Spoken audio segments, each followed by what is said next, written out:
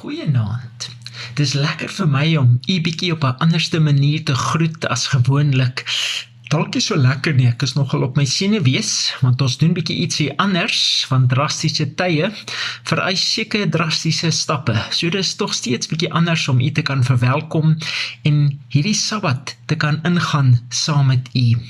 Nou, ek weet nie of u dit besef nie, want al is ons in 'n lockdown en ons het dalk baie meer tyd as gewoonlik, vergeet ons dalk of kan ons dalk so besig raak met dinge dat ons vergeet wat werklik om ons aangaan.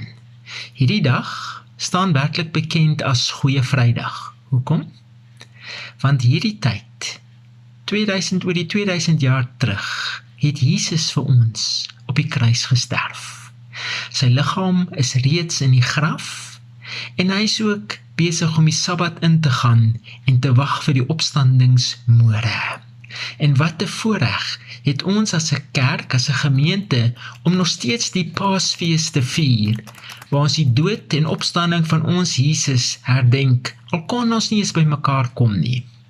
Nou, ek kry vanmôre 'n WhatsApp boodskap van een van ons nuwe lidmate wat my die vraag vra. Sy vra: hoekom as mens nie kerk toe gaan nie, voel die pad net moeiliker?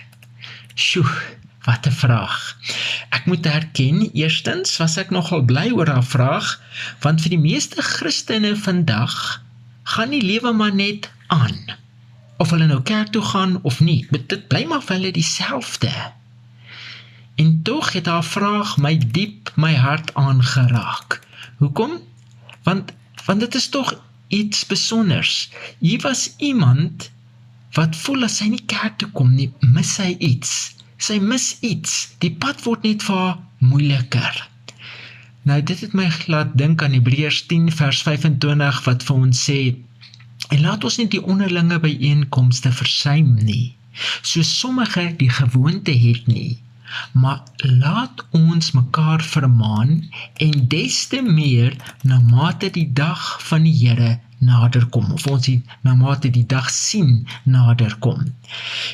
Want jy sien, aanbidding saam gee vir ons kameraadskap. Dit gee vir ons ondersteuning, dit gee vir ons daai meegevoel vir mekaar.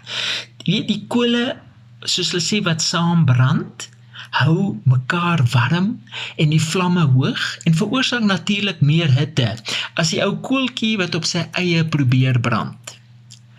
Maar wat gemaak as ons nie kan by mekaar kom nie en ook nie mag saam aanbid nie?